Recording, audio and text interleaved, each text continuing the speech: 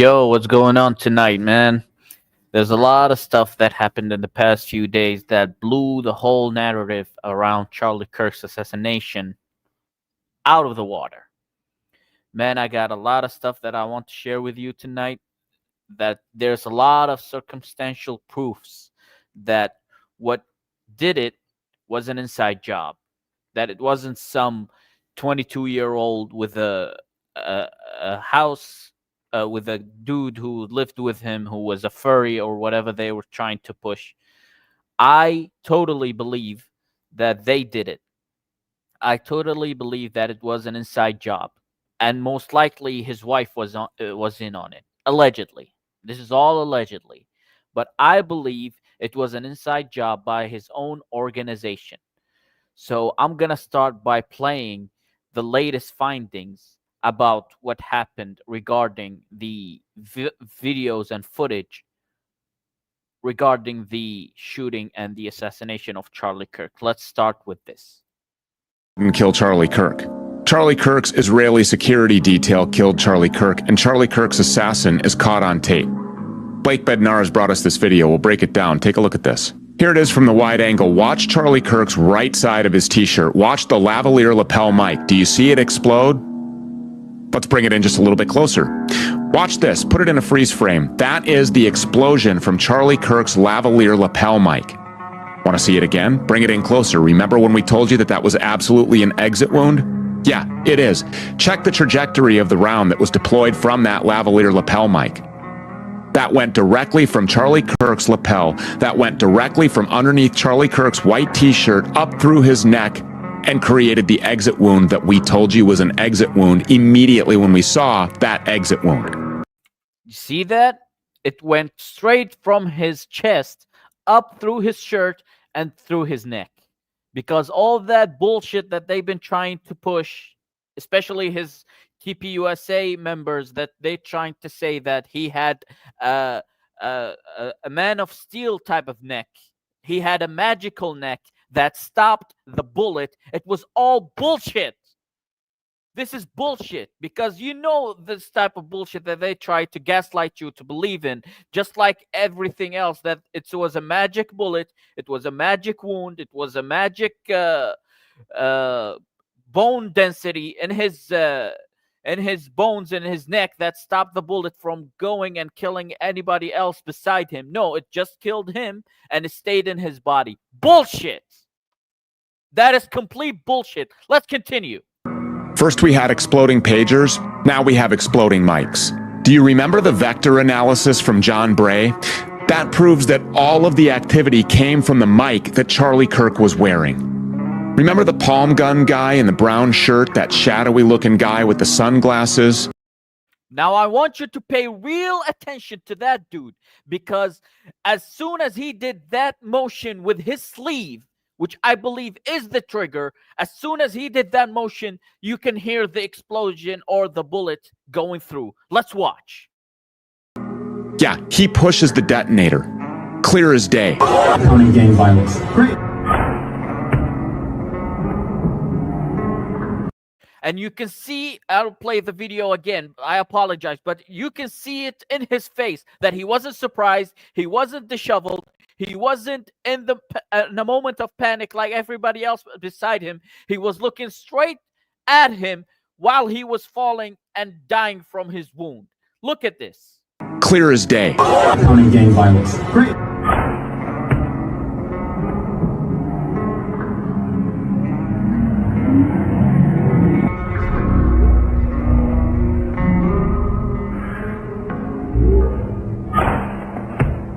Did you see how as soon as he pushed his sleeve up, which is the trigger, you can hear the explosion? Let's see it one more time with very, very slow motion.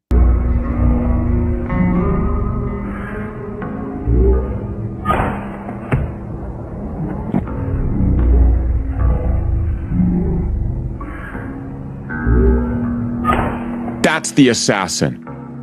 That's the guy that pushes the detonator, which perfectly aligns with the explosion that pushes that projectile through Charlie's right side of his neck and out the left side, creating the exit wound.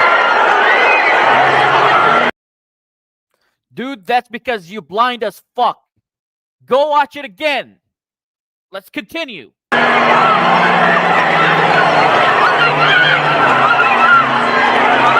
That might just look like the chaos that you would expect after someone was publicly executed in broad daylight in front of 3,000 people. But in no way did that trigger man, that assassin in the brown shirt with the sunglasses, act alone. We have video now from Destiny that shows the handoff of this remote detonator. Now I want you to pay close attention to the next clip right here. You're going to see the dude who was in the brown shirt who triggered the detonator in his sleeve get something from the guy who jumped the table. He's going to take something from Charlie Kirk's body and hand it over to him. Watch this.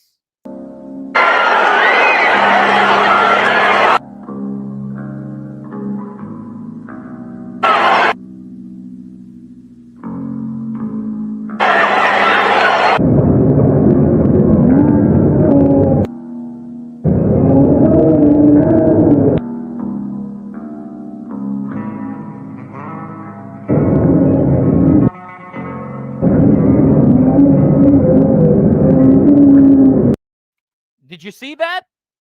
The dude in the white blue shirt on the left first jumped through the table to get something from Charlie Kirk's body, and then the dude with the brown shirt that you see right in front of you that we just saw detonated handed something to him so that he can run off. And I heard some people defend this shit, saying, oh, he just got the keys to the car so they can run off and get him to the hospital. Bullshit. And I'm going to tell you why. There's somebody who talked about this situation who worked in security details, and he's going to blow this type of bullshit excuse right at the water. But let's finish this video before we can jump into that next clip.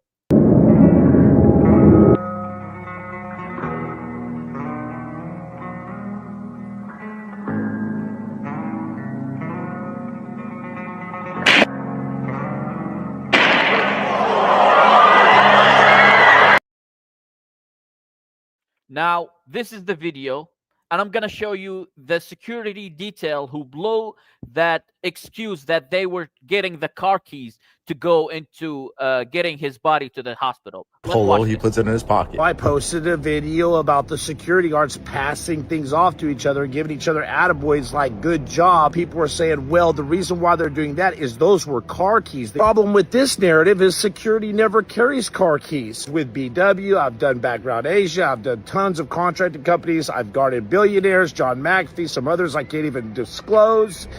And I never kept the car keys in my pocket. You will never see a professional security detail keep the keys in their pocket. They always combat park or stage the vehicles properly, and they're always running, ready to go at a moment's notice if somebody gets shot in the neck. Number two, somebody is staged standing close by the vehicle with the keys in their hand. Too many guys like you and me that have been there and done that when it comes to this wheelhouse expertise. When shit goes down, the last thing you want to be doing is trying to find a guy in the porta-john taking a you-know-what and he has the keys in his pocket. Keys are always in the vehicle or on the driver next to the vehicle. If he steps away 10 feet away, okay, but they're not around Charlie Kirk in someone's pocket and they're passing it back and forth, giving each other attaboys. If those were the keys and they passed them off 3 different times, it has to be the most unprofessional, messed up, discombobulated security detail I have ever seen, and I just don't think they were. Follow for more. Gives it to the guy with the Big facts. Big fucking facts. They killed him. It was an inside job, and I believe his wife was on it. And I'm going to show you why I believe so. Now you can see, I played the video. The guy in the brown shirt detonated it through the lapel mic, and then the dude with the white shirt took the lapel mic that was the explosive device that killed him from it and handed it over and ran away with it. After he took the detonator from the brown guy shirt, after he handed it over to him, and then he ran away with it.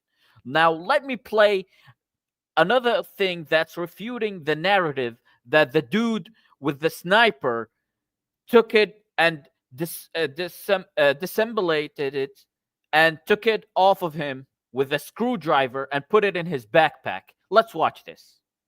This is my rifle. It takes two different tools to take it apart. It takes a Torx key and an Allen key. Now, if I take a shot and immediately disassemble this, I have to remove the bolt, remove the magazine, grab my Allen key, hit the two bolts on the bottom, put those away in the Allen key, grab my Torx key, remove the scope, put everything in the backpack, make sure I have everything, and make my way downtown. Okay, which is going to take a lot longer for him than it is for me, especially because his fine-tuned motor function, something as simple as grabbing an Allen key to a little bolt, is going to be extremely impaired due to a dump of adrenaline throughout his bloodstream. An extreme elevated heart rate is going to make these fine-tuned skills extremely difficult. I mean, just for him to think and analyze of what needs to be done to disassemble this rifle and get away would be difficult. And we're not even going to touch the topic of him assembling the rifle on top of the roof, which if you reassemble a rifle and you take a cold dead shot, it's not going to be 100% accurate. Okay, or the fact that he disassembled this after taking a shot, which the rifle's going to be hot and they found no gloves. There's just so many inconsistencies that just makes zero sense. I mean, I'm still working on this and I have taken this rifle apart 1,000 times. And now he has to put the pieces of the rifle into a backpack. And this is a gigantic backpack. Shout out Wolfpack, best backpacks on the fucking planet.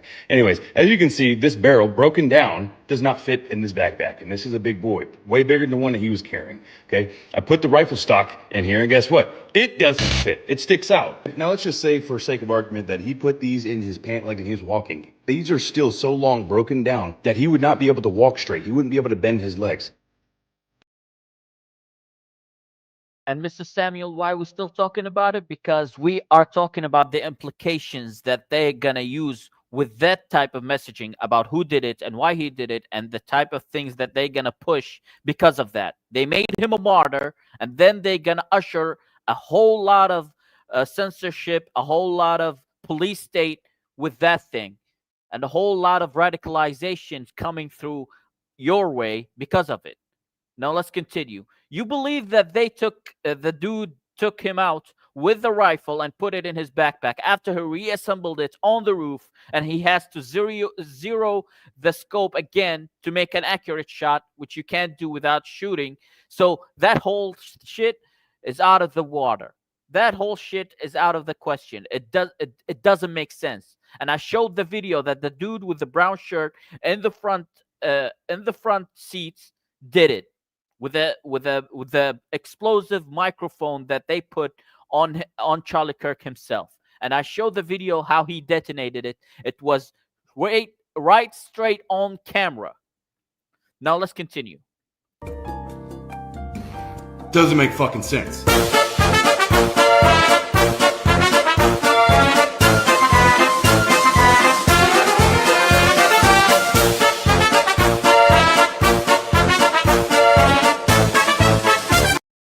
Now, we just saw how this doesn't make sense, that he disassembled the rifle and then ran away with it. That doesn't make sense. And then he jumped through and went and reassembled it in the forest and left it there. It doesn't make sense. Now, I'm going to play the video of who actually did it one more time before I go into reasons why I believe his wife was in on it, allegedly. Didn't kill Charlie Kirk. Charlie Kirk's Israeli security detail killed Charlie Kirk, and Charlie Kirk's assassin is caught on tape. Blake Bednar has brought us this video. We'll break it down. Take a look at this. Here it is from the wide angle. Watch Charlie Kirk's right side of his t-shirt. Watch the lavalier lapel mic. Do you see it explode? Let's bring it in just a little bit closer. Watch this. Put it in a freeze frame. That is the explosion from Charlie Kirk's lavalier lapel mic. Want to see it again? Bring it in closer. Remember when we told you that that was absolutely an exit wound? Yeah, it is. Check the trajectory. It was an exit wound because you heard his TPUSA people were saying, oh, he had a magic bone, that his bones were so dense that it stopped that bullet in its tracks in his body. And it stopped it from killing anybody or hitting anybody else beside him, which is bullshit. Like, they always try to gaslight us. And he tried to evoke Christianity, saying, if you believe Christ is king and you had it in your bio and you don't believe that this magical miracle happened with Charlie Kirk, you shouldn't be Christian and you should question your beliefs. So let's play it and we can watch it together. Trajectory of the round that was deployed from that lavalier lapel mic. that went directly from Charlie Kirk's lapel, that went directly from underneath Charlie Kirk's white t-shirt up through his neck and created the exit wound that we told you was an exit wound immediately when we saw that exit wound. First we had exploding pagers, now we have exploding mics. Do you remember the vector analysis from John Bray? That proves that all of the activity came from the mic that Charlie Kirk was wearing. Remember the palm gun guy in the brown shirt, that shadowy looking guy with the sunglasses? Yeah, he pushes the detonator. This is the dude. This is who I'm talking about that did it. Let's watch it. Clear as day. Counting gang violence. Great.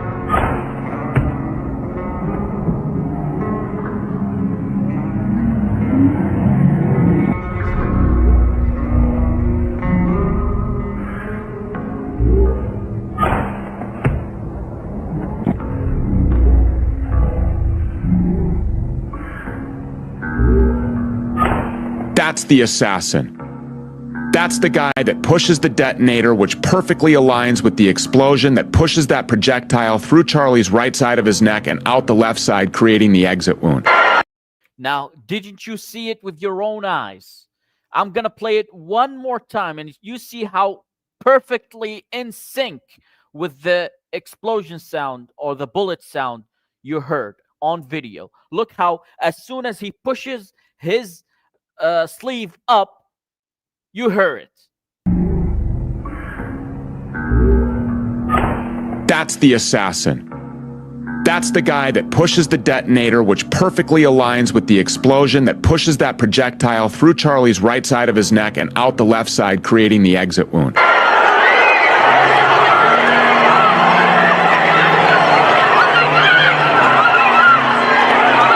That might just look like the chaos that you would expect after someone was publicly executed in broad daylight in front of 3,000 people. Now, you need to pay close attention to the next clip right here. You might say, oh, well, he must be just some unlucky guy who just pulled up his sleeve at the wrong moment, at the wrong time, right? Well, look at his actions with the other security detail that will just make you question everything that you just saw. And you might believe what actually happened that I'm telling you right now. But in no way did that trigger man, that assassin in the brown shirt with the sunglasses, act alone. We have video now from Destiny that shows the handoff of this remote detonator.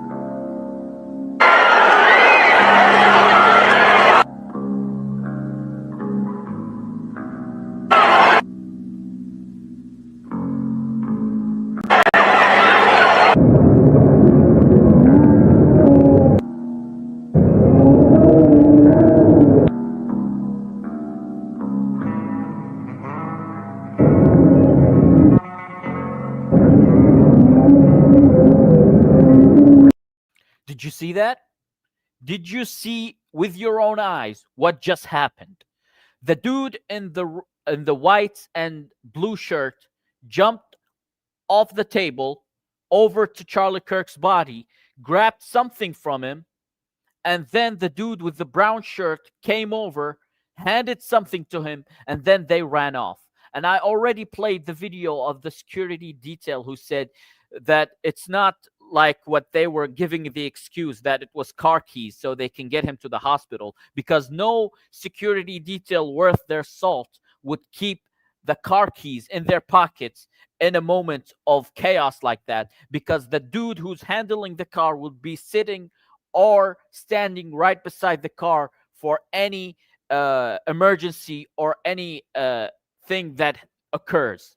So I'm gonna play it one more time so you can see it with your own eyes, that this dude jumped over the table and then grabbed something. And then the dude with the brown shirt gave him something, and then he ran off.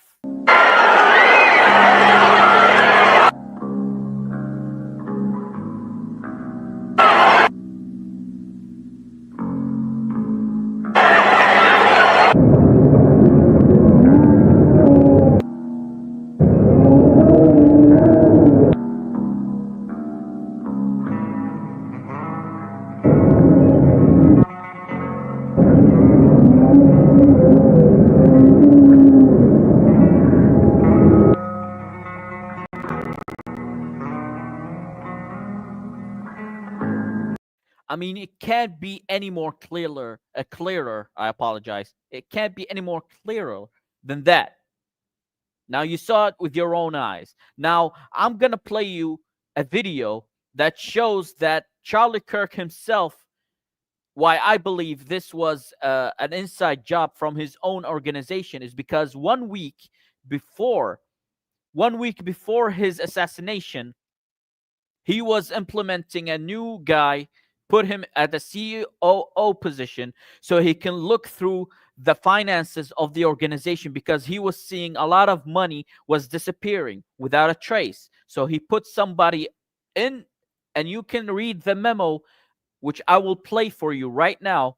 The memo talked about that he's implementing a Doge type of organization inside that will track all the money and all the spending so they can see where all the money is gone. Charlie surprised the company by announcing that he was putting together a Doge department. Yes, a department of government efficiency like Elon Musk and Vivek Ramaswamy had set out to do. Trump won. They got behind him, right? They said, hey, there's a lot of pork. We don't know where this money is going. People are just accepting checks. Again, this is the whole purpose of the Department of Doge. You put us in there and we're going to figure out how all of these bureaucrats are just wasting tax dollars. Really kind of a nice way of saying we're going to conduct an audit of the government, right? That's the only way to look at what Doge was. It's an audit, and then you cut the fat and you see where the money's actually going. Don't listen to me, by the way, because we can read Charlie in his own words. This was a internal memo that went out, signed off by Charlie on September 2nd. I'm going to skip to the relevant portions. He's first and foremost announcing that Dear Team America, effective immediately, again, September 2nd, Justin Strife is taking on a new elevated role with Turning Point USA as its COO. Since joining TPUSA in 2020, Justin has led Turning Point's fundraising division, and in more recent years has been involved in some organizational operations, filling the COO role in many ways, but now officially taking on the title and expanded responsibilities. Now we're going to jump to that last big paragraph. He writes, in this role, I have empowered Justin, among other priorities, to engage in an organizational-wide Doge effort. Justin will be assembling a small team to assist in this effort, which is focused on Turning Point USA, 1, becoming more efficient, 2, becoming more cost-effective, 3, unifying organizational success around company-wide metrics and goals, and 4, reshaping company culture. I expect many positive changes to come from this forthcoming initiative and Justin's expanded role.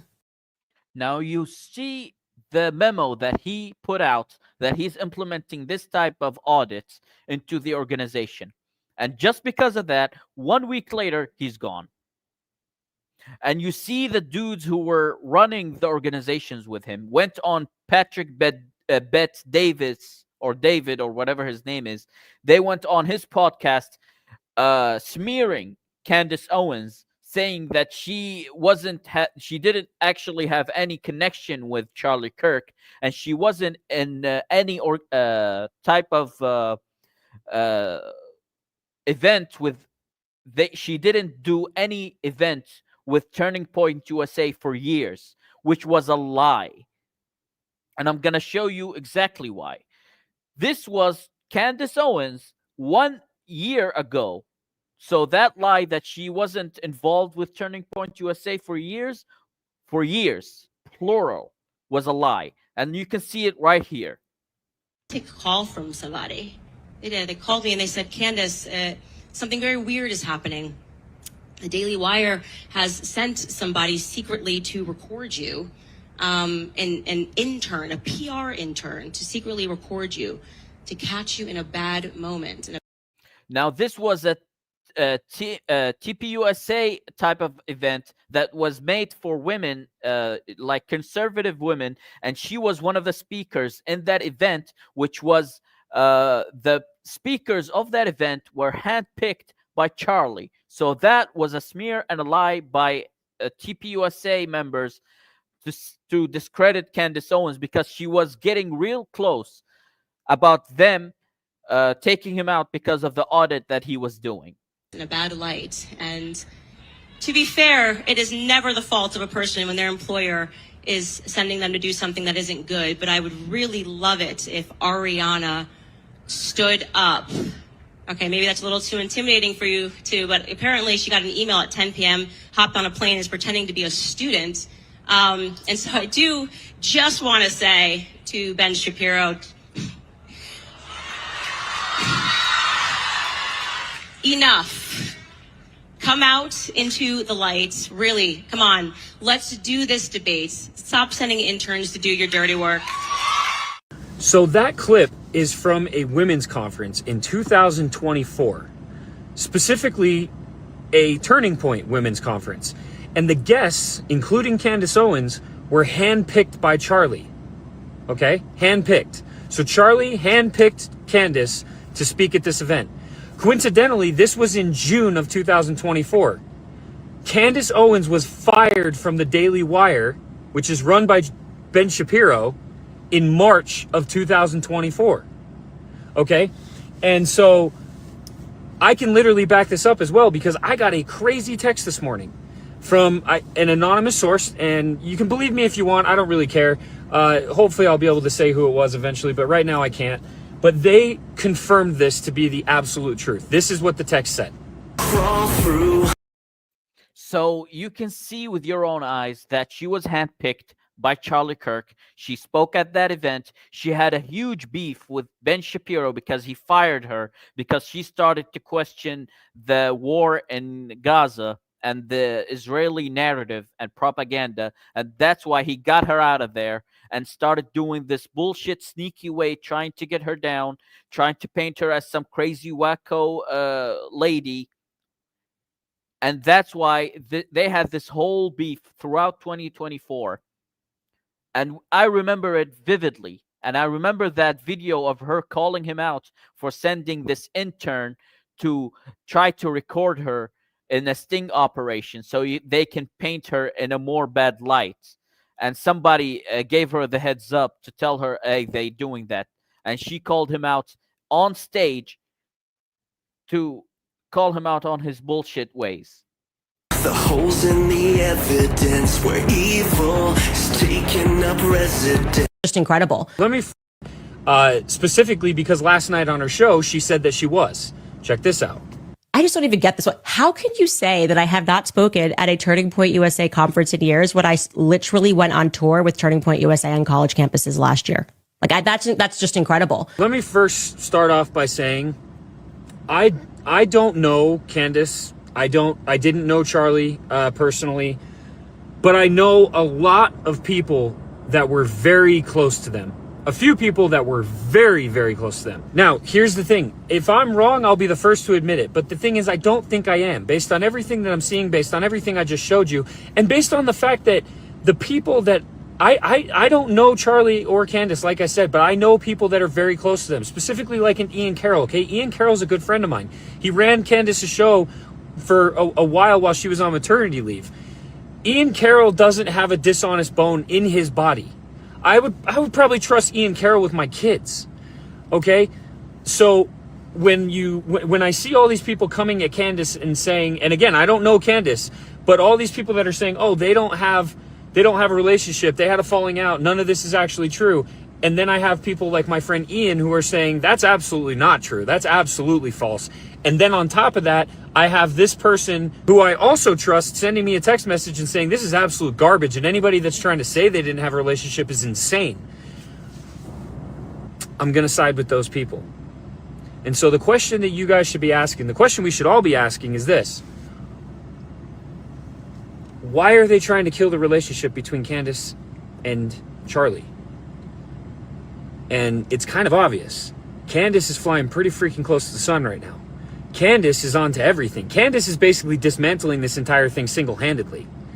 Which is what I just played for you, that she showed that internal memo that they were trying to do an audit into them. And you will see that dude who was maybe a VP or something on the Patrick Bet-Davis show trying to discredit her, saying she didn't have any connection with Turning Point USA for years and all that. And you see that stooge with Patrick Bet-Davis, who was a fucking cheerleader for Israel and whatever type of narrative that they push in started, oh my God, so she didn't have any connection? Oh my God, that's so crazy. You will see that. And then the next question you should ask yourself is, why is a board member of Turning Point USA the one who's trying to push this narrative? You're on the board of Turning Point? Yeah. Okay. When's the last time you saw Candace Owens? In person? Yeah. 2015, Oh, 2016. wow. Okay. Yeah. No, When's the last time she was at a Turning Point event? Not in many years. Okay. But so let's, here, okay, you don't without have to even do this, being Adam. biased, There's a bet. is Candace even involved? This is the fucking stooge that I hate so fucking much whenever I see him or hear him talk. Oh, so she wasn't involved. Oh my God, so without being biased, she isn't involved. Man, shut the fuck up. And this dude's trying to push the narrative that she wasn't involved or she didn't have any connection with any Turning Point USA event or she had a falling out with Charlie Kirk, which is bullshit, which we just showed you that she actually did a fucking tour last year with Turning Point USA after she was fired from that organization made by Ben Shapiro, the Daily Wire. So he already was picked her up to go make a tour with him after she was fired, which is sending shots at Ben Shapiro because fuck Ben Shapiro. So let's continue. No question, proof that Candace Owens has nothing to do. She would be in a perfect world if they didn't have this. What I already know was a very quiet breakup where she got too rabbit hole for him. See, this is the type of bullshit that they're trying to spread and trying to smear her with that type of bullshit, saying that she had a breakup with him. They had a falling out because she was too rabbit hole for him. Well, then she wouldn't be on a tour handpicked by him last year, right? And now trying to discredit her, saying she has no relation or anything with Turning Point USA, trying to make her a wacko job because she got so close into this son of a bitch who is stealing money from Turning Point USA, which is why he was making an audit. Charlie Kirk was trying to make an audit 1 week before he was murdered, and then they got him out. And now this dude is trying to say, well, she had a falling out. Don't listen to what she has to say. She's crazy. She's just trying to latch into his memory and trying to say she was his friend, which is she's not. Don't believe what she has to say. Don't believe that she was looking into us, the board members and everybody else. Charlie Kirk was doing that so he can see where all that money was gone. She would be the logical heir to the TPUSA throne, but she's and not. now she's not even invited. Correct. So this is so their divide is. Wait a minute, not invited meaning she's not even there. Yeah, she's not there. one of the names. Wait, you don't think she'll be at the funeral? No. That's I mean not the funeral. The heir to the TPUSA throne. She doesn't speak at the events anymore. I mean, man, I will just tell you guys this. I don't have any skin in this game at all, but I'm pretty good at, seeing things for what they are, I guess. And I'll just say this. I think this is organizational. Big facts. This was all organizational. It was done inside job from his organization because he was making an audit and he was questioning a lot of things that he was being pushed to believe by his donors, which is why I showed you in the last few streams that Bill Ackman resort in the Hamptons, where he gathered so many right-wing speakers and right-wing influencers, and they made an intervention with Charlie Kirk on why he was changing his positions, why he's making his organization having many anti-Israel voices to voice the other side of arguments against Israel. They made an intervention, and just because he pushed out pushed against the narrative, starting to slowly move away from supporting Israel blindly, that's what they did to him. It was all inside the house. And I'm going to show you why I believe his wife was in on it, allegedly, because she has a whole lot of skeletons in her closet regarding who she was back then. Let's watch this whole report about who she was and what type of things she was into before. Angels organization.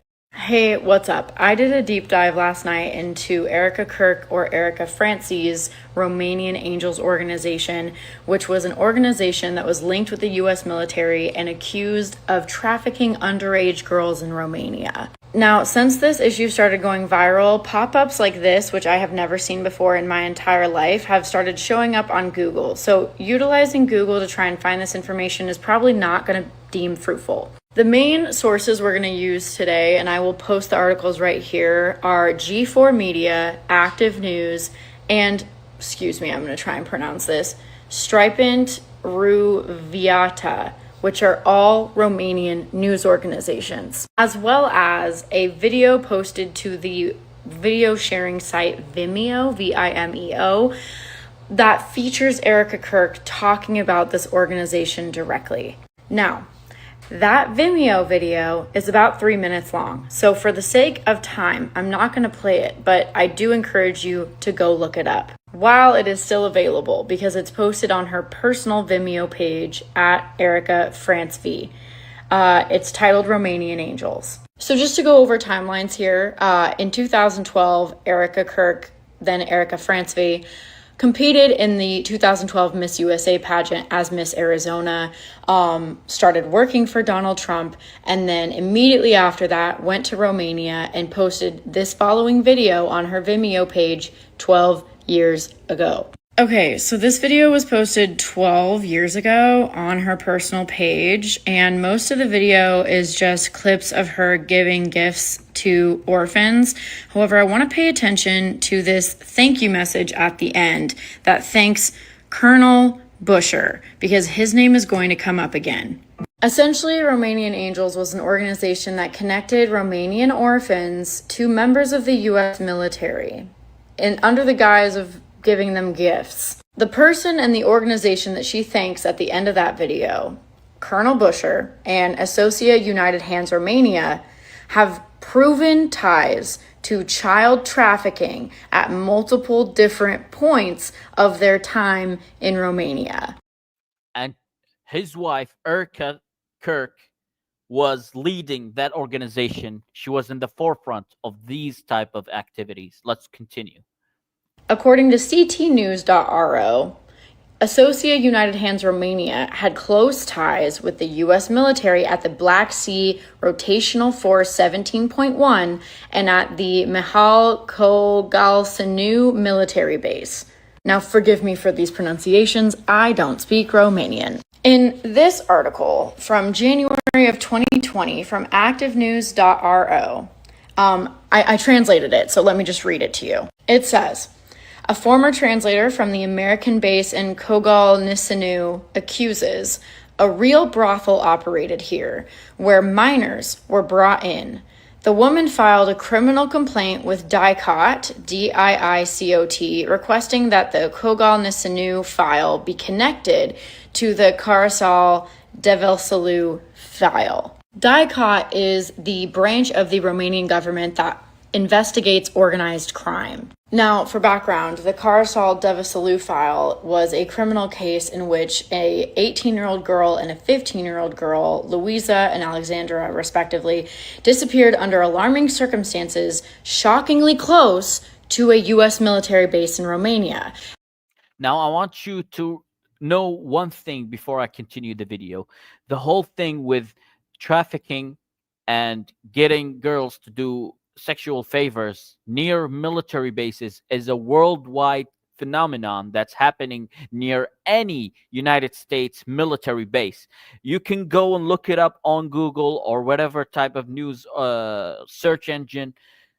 You will see news articles about these type of things that's happening in U.S. military bases in Romania.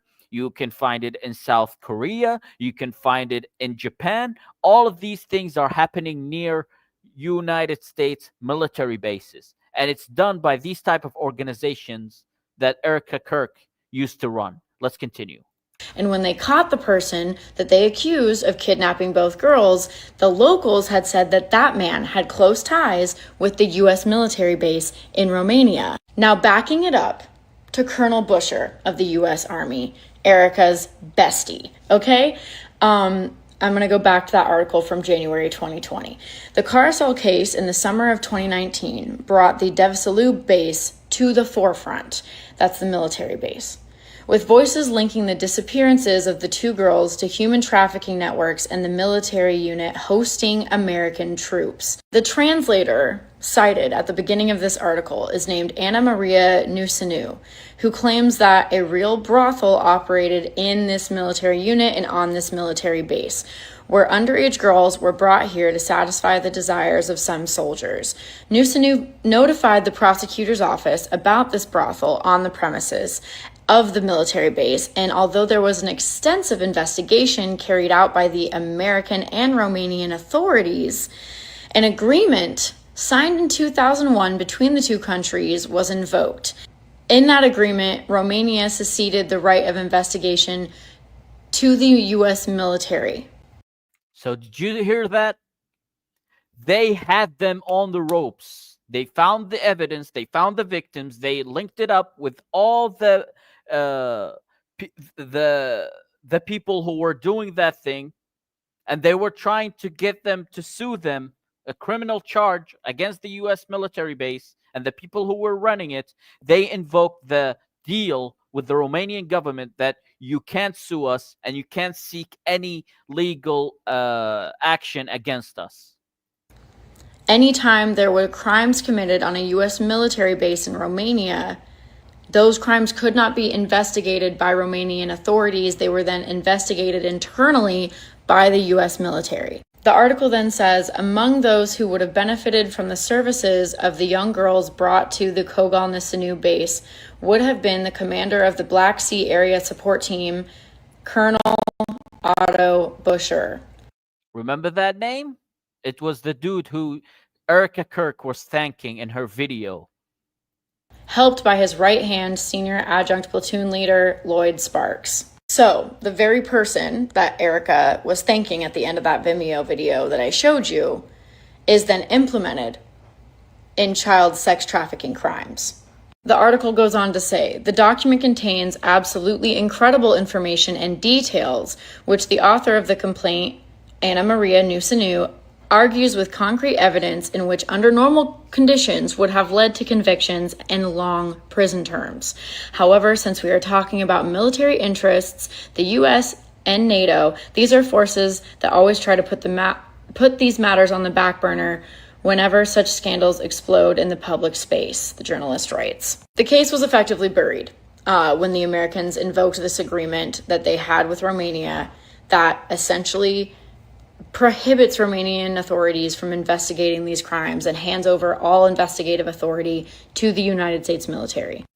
So you can't question, you can't seek any justice against the U.S. military because they had a deal with the Romanian government, and so they will do some internal investigations, quote unquote, which is just the type of formality bullshit to say we are investigating this and we're gonna go to the bottom of this, and you will hear nothing of that sort.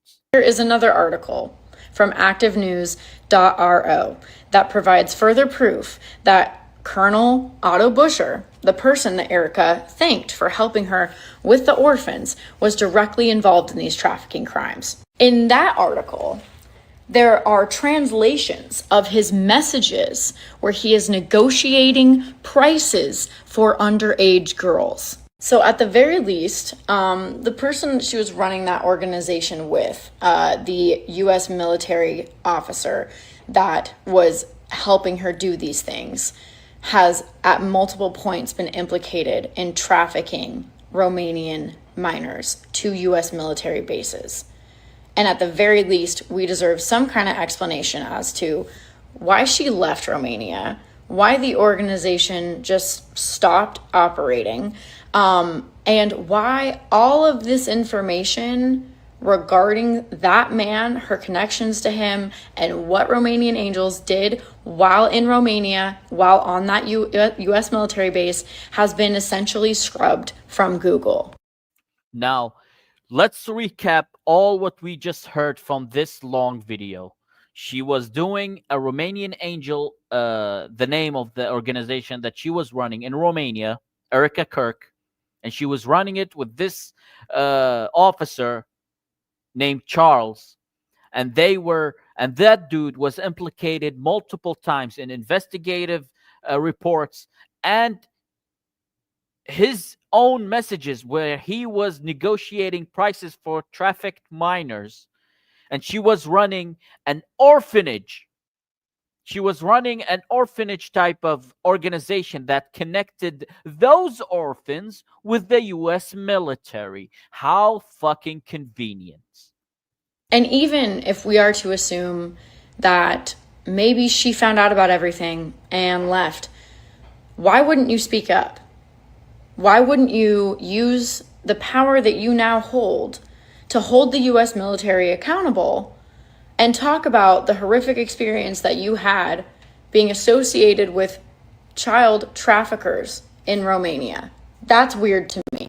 And why is it that everyone who has some sort of working relationship with President Trump has ties and accusations regarding this topic? This is not a normal thing. I have lived a very colorful life.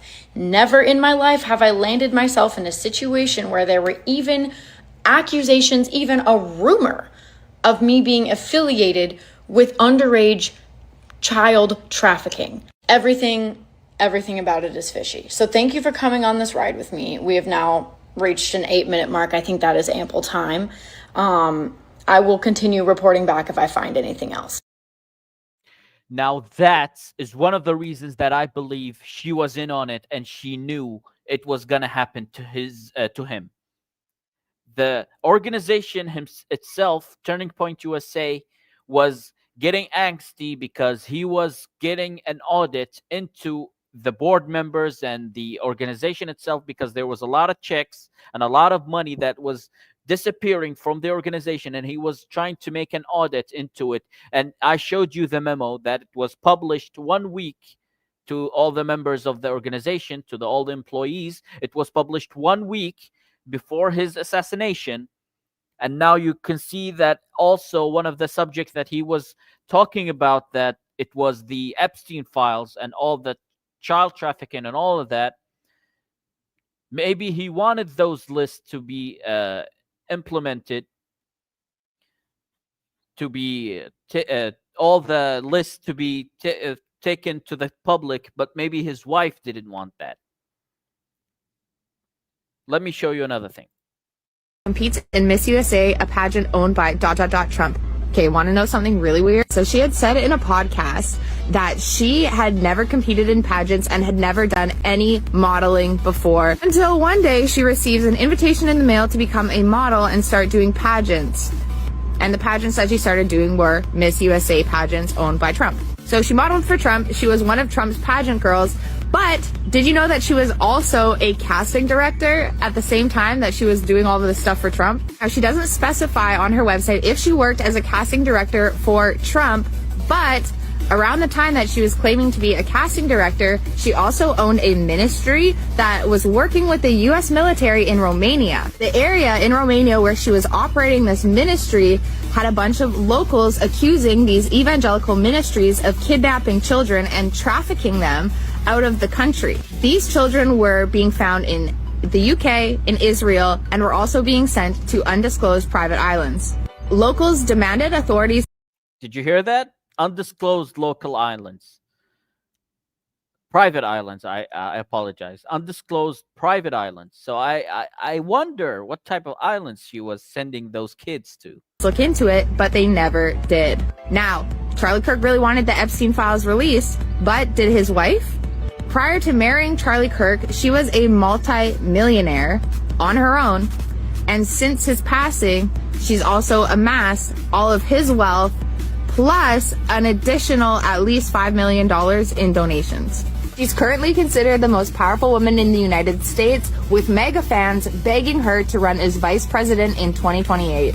Let's talk about their first date, because it was actually a job interview. Back in 2018, 2 years after Donald Trump had started working with Charlie Kirk had hosted a Turning Point USA opening event for one of the offices that they had opened. And Erika and Charlie Kirk were introduced to each other. Charlie Kirk instantly thought that she was beautiful, but thought that she was really smart. And allegedly, one of their mutuals had suggested that Charlie Kirk hire Erika. I'm assuming it was Donald Trump or someone on his team, because Donald Trump had signed on to work with Charlie Kirk, and Erika was already one of Donald Trump's employees. So it would make the most sense for Donald Trump and his team to encourage Charlie Kirk to hire Donald Trump's employees. Anyways, Charlie Kirk DM'd Erika, invited her for a job interview. The job interview ended up turning into a date, and Erika allegedly had said, "You're not going to be my boss, you're going to be my boyfriend." It just seems suspicious. Yes, it does seem suspicious. After all the things that I showed you, do you still believe that a dude who was 22-year-old with a furry boyfriend or girlfriend or whatever is the dude who did it, and not an inside job from his own organization, and this woman, supposedly his wife, not doing it? Because you see how she handles her grief, quote unquote. Now she's taking his podcast, taking over and doing these podcasts with a big smile on her face, showing that I don't believe that everybody else mourns in a different way. Nobody mourns a few days after their husband got shot on live on national TV or whatever for the millions to see, and then she comes out smiling with the big smiles, with her face glowing like she just came out of the Botox treatment, like she wasn't in on it. I don't believe anybody mourns like that. And don't give me that bullshit that different people mourn in different ways. Nobody comes out after their husband died on his eulogy thing coming out like this.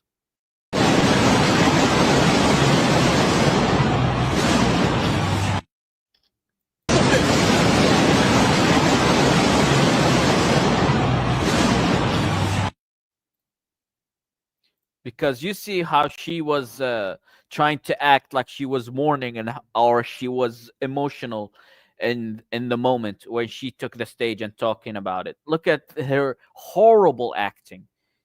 You don't even see that type of horrible acting in porn movies. That young man. That young man. On the cross, our Savior said,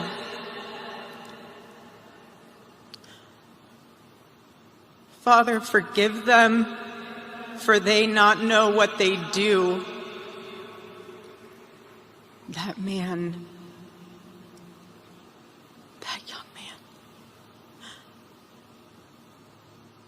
I forgive him. Oh, damn. You got me convinced, man, with that quivering voice trying to push all that tears, that non-existent tears, with you closing your eyes very hard to try to push a tear coming out, or that lowering your voice in that sentence, that young man, trying to make it like you're emotional, or you're trying to gather your strength to say whatever you're trying to say. Man, I've seen way more convincing acting in porn movies. That's how shitty you're trying to act in front of us, because you came out of to the stage looking like this. In my soul, every thought out of control. Do it all to get them off their feet. Crowd is here, about to blow, waiting for me to stop the show. Out the curtain lights go up, I'm home. Whoa!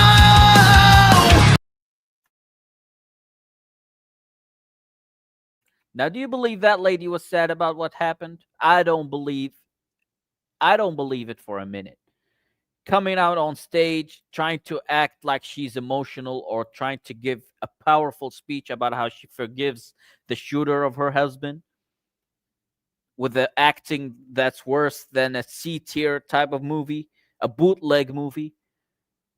trying to act like she was emotional with the quivering of her voice, and I forgive him, and trying to close her eyes as strong as she can to make a tear come out, and it didn't happen. Now, the last bit of information that I want to show you is the predictive programming about the assassination, because there's a movie by Nicolas Cage, Snake Eyes. Now, this movie talks about a politician who was killed in a boxing fight, shot in the neck, and his name, you won't believe it, his name was Charles Kirkland. That's the name of the dude who was shot in the movie. And the boxing event that he was attending, the dude in the boxing event, his name, the boxer, is Tyler the Executioner. And the date of the fight is September 10th. Like, it doesn't make any sense how fucking coincidental that can be. The dude who got shot in the neck in the movie, Charles Kirkland, and his wife sitting beside him wearing the exact same outfit that you see Charlie Kirk's wife wearing, which is this white suit. And then he was shot in the neck in a boxing event that was dated on September 10th, the same date he was murdered. And the boxing event that he was murdered at in the movie, the boxer was headlined by a boxer named Tyler the Executioner. I mean, we're living in a simulation, man. We are living in a very strange simulation. Let me show you one thing to hammer the point of she doesn't look remorseful or sad about what's happened. I don't believe this bullshit that anybody will try to tell me that everybody mourns in a different way. Look at this. All I have to say is, I hope if I die, my wife actually mourns me for longer than a few days before she starts to work on my business. And the dude said, I've instructed my girlfriend, if I die, to fill in for all my headlining dates.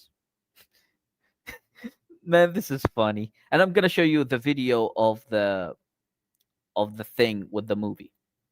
The snake eye thing, right? What if I told you there's a music video with Erika being an actor getting with a guy named Tyler with certain dates in the video?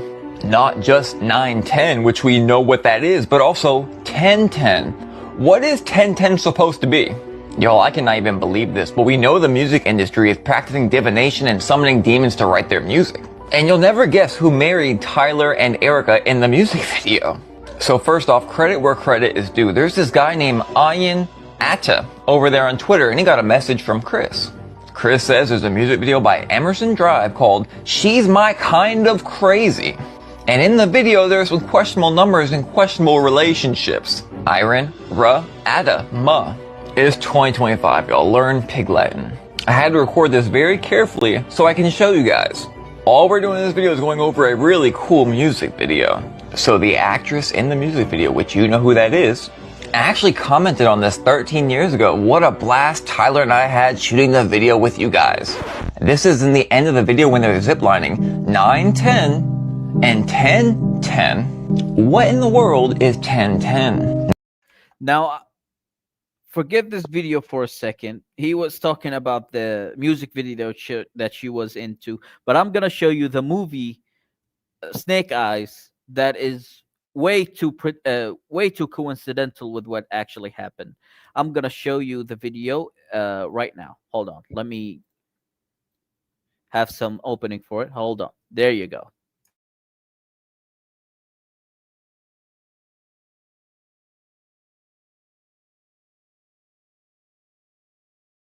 This is the movie, right? So this is the politician who got shot in his neck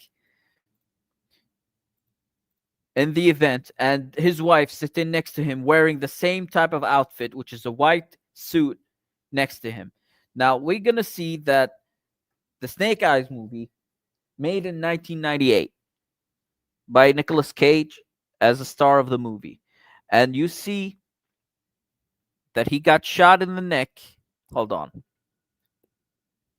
The Secretary of Defense shot in the night of the fight. The name of the minister, hold on, let me show you. Charles Kirkland. You can go and watch the movie yourself and check it.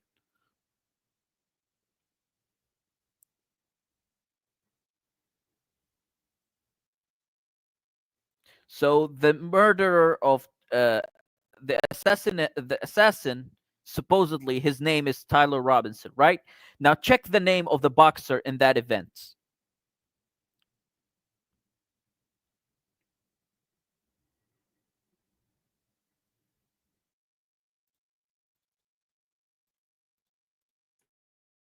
His name is Tyler the Executioner. And check, let me go back and show you. Did you see the date? He's doing it in his bit in the video, but you see it for yourself. September 10th is the date of the boxing event, which is that dude who got assassinated in the movie in the neck with his wife sitting next to him wearing the same outfit that she was wearing. Now, this is too coincidental. Killed on September 10th. Now, do you believe it? I'm choosing to believe it because Hollywood does this so many times. Predictive programming. Now, you see it for yourself. I showed you evidences about his organization, being angsty about the audit that he was trying to do, about his wife's history with trafficking, and now predictive programming from Hollywood. Man, this is getting too rabbit hole, and there's so many things to go down and search for. Now, you got the link right here. If anybody wants to join the panel and talk about what I just showed you for the past hour when it comes to who actually assassinated Charlie Kirk, which I showed the video. If anybody missed the beginning of the stream, I showed you exactly who did it, who was caught on tape doing it. It was a remote explosion on his neck by the mic that they installed to wear while he was talking in the event. And I showed you how his security detail were in on it, and they handed each other the tools of the assassination to run away with it before anybody can see them. They snatched it off his body, and they took the trigger of the explosion also and ran away with it. It was caught on tape. I can show you the video again if you want, so I'm gonna do it. So you can see that the explosion in this video, that the kinetic energy came from his chest and from the mic that he was wearing. That went directly from Charlie Kirk's lapel. That went directly from underneath Charlie Kirk's white t-shirt up through his neck and created the exit wound that we told you was an exit wound immediately when we saw that exit wound. Now, let's continue to show you the dude who actually did it. And guy with the sunglasses. Yeah, he pushes the detonator. Clear as day. Now, I want you to pay attention to a few things. One is the motion that he does on his sleeve, and the moment that it happens, you can hear the explosion happen at the exact same time.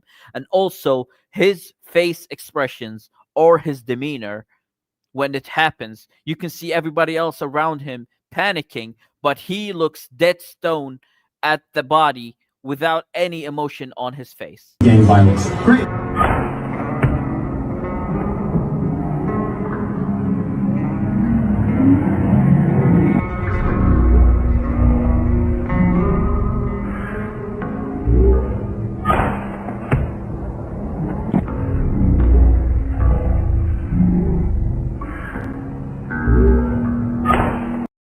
Did you see? I mean, how close and how slow motion do you need it to be to see as soon as he pushes his sleeve up, which I believe is the trigger, you hear the noise of the explosion on his neck. Let's see it one last time.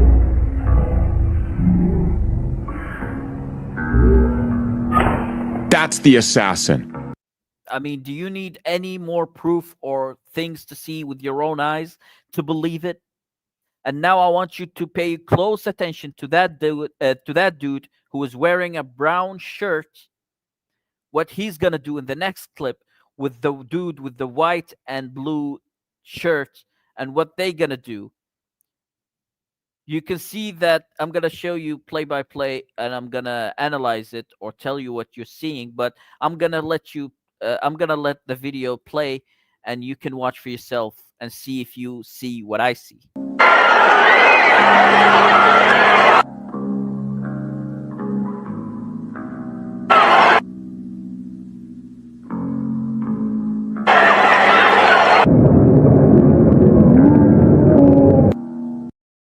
Did you see it? Now, this is the dude with the brown shirt. He came over.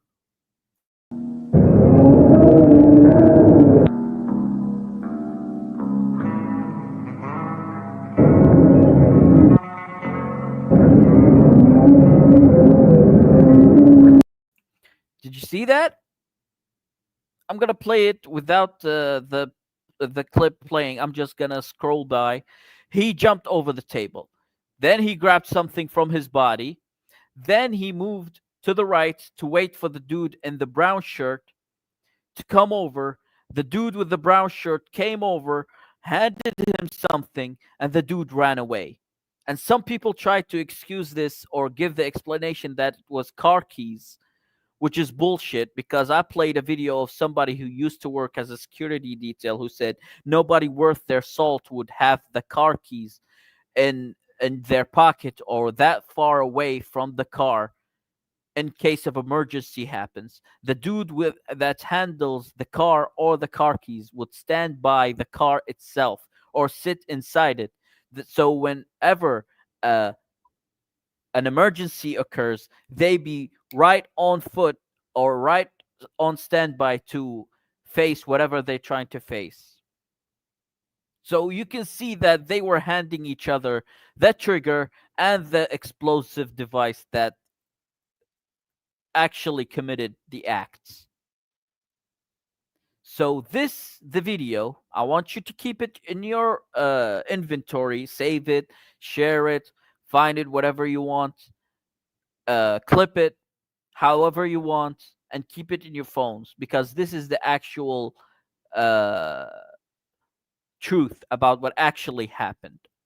Don't believe what they're trying to tell you about the magic neck, that Charlie Kirk had a magical neck that stopped the bullet, or the dude with the backpack put his rifle in that small little backpack and then assembled it without zeroing in so he can be accurate, and then disassembling it and put it in his backpack again, and then reassembling it in the forest and leaving it there.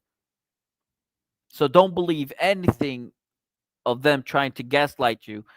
And don't forget that Turning Point USA dudes themselves were saying, if you don't believe the magic or the miracle that happened with his neck that stopped the bullet from shooting or killing anybody else beside Charlie Kirk, then you shouldn't be a Christian. Which I showed the picture of these dudes with Turning Point USA saying that, so they can gaslight people into believing the horseshit argument or belief that the dude killed him with the rifle. See, this is the let me show you.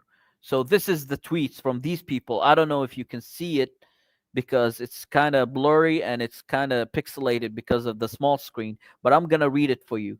The dude said, if you have the dude on the bottom, it said, if you have Christ as King in your bio, but don't believe that a miracle was performed by there being no exit wound on Charlie Kirk, change your bio. The dude on the left, who is a board member of the Turning Point USA, he said he alleges that he talked to the surgeon, and the surgeon said it was a miracle because the dude, Charlie Kirk, had bone density that is so thick that it stopped the bullet dead in its tracks and had no exit wound on him, and it was a miracle. And all these people trying to gaslight you into believing that hoax, that it was a miracle, that there is no exit wound, just like the magic bullet with the JFK, right? This is the thing.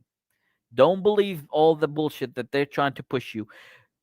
You know damn well it was an inside job from his own organization, because now they're the ones who are so damn working the hardest to make you believe about the uh, assassination plot line, that he had a magic neck, that it was so dense with bones that it stopped the bullets from exiting, and to believe that Candace Owens, who's very into what actually happened, and she's pulling up so many receipts and evidence about the shady things that his organization was doing. They're trying to make you believe that she was some type of crazy lunatic who didn't have any friendship with Charlie Kirk.